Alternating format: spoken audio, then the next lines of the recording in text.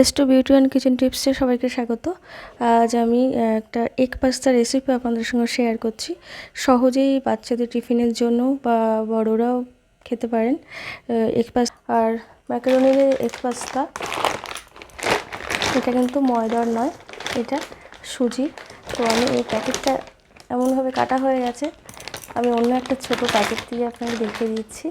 এই দেখুন, এটা সুজির পাস্তা। এটা বাচ্চাদের জন্য আপনারা বানাতে পারবেন। তো চলুন। আর এটা কিন্তু আপনারা সুপার মার্কেটে পেয়ে যাবেন, দোকানে কিন্তু আপনারা এই প্যাকেট পাবেন না, সুপার মার্কেটে অ্যাভেলেবেল এই প্যাকেট পেয়ে যাবেন। তো চলুন দেখে নিই কীভাবে বানানো যায়। পাস্তা রেসিপি যদি আপনাদের ভালো লেগে থাকে অবশ্যই লাইক করবেন আর চ্যানেলটি সাবস্ক্রাইব করবেন। আর আপনাদের কাছে এই পাস্তা একবার বানানোর অনুরোধ রইল। আপনারা বাচ্চাদেরকে টিফিনে বানিয়ে দেবেন, ভীষণ টেস্টি এবং হেলদি। গ্যাসের ফ্লেম অন করে আমি একটি পাত্রে জল বসিয়ে দিয়েছি। আর জল ফুটে উঠলে জলের মধ্যে লবণ আর 1 চামচ সাদা তেল দিয়ে দেবো, তারপর পাস্তা দিয়ে দেবো। আমি ম্যাকারোনির এগ পাস্তা বানাচ্ছি।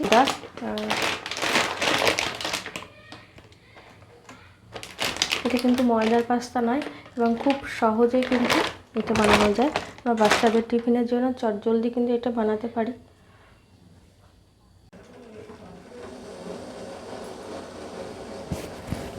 জল ফুটে উঠেছে, এবার আমি এর মধ্যে পাস্তা দিয়ে দেবো।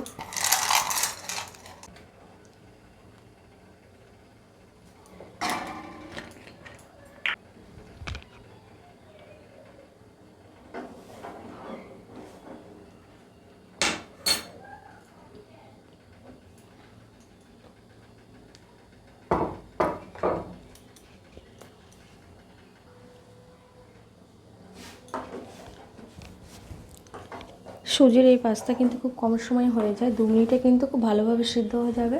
2 থেকে 3 মিনিট, তার থেকে একদমই আর বেশি সিদ্ধ হবে না। কালার চেঞ্জ হয়ে গেলে কিন্তু নামিয়ে নেব। পাস্তা সিদ্ধ হয়ে গেছে, এবার আমি গ্যাসের ফ্লেম বন্ধ করে দিয়ে এটাকে আমি একটি পাত্রে ছেঁকে নেব।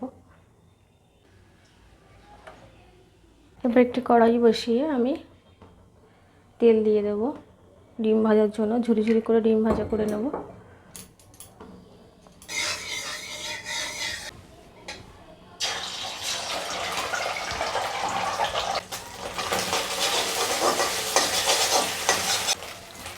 ডিমের ঝুরি বানানো হয়ে গেছে, এবার একটি পাত্রে তুলে দেবো এবং ওই কড়াইয়ের মধ্যে আমি তেল দিয়ে দেবো। আমি সাদা তেলেই পাস্তা বানাচ্ছি। তেলের মধ্যে 1 চামচ রসুন কুচি দিয়ে দেবো।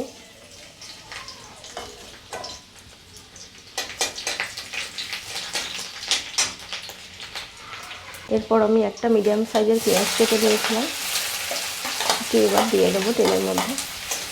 ভালোভাবে ভেজে নেব। সামান্য কিছুক্ষণ পর নাড়াচাড়া করে দেবে আমি এর মধ্যে কেটে রাখা বিনস, গাজর দিয়ে দেবো।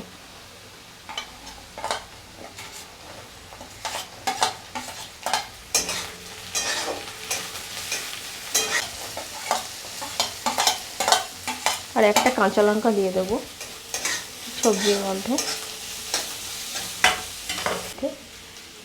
খুব সামান্য পরিমাণ লবণ দিয়ে দেবো। আমি যেহেতু 1 চামচ লবণ দিয়ে আমি পাস্তা সিদ্ধ করে নিয়েছি, সেই জন্য এখানে 1/2 চামচেরও কম লবণ দিয়ে দেবো আমি এই সবজির মধ্যে।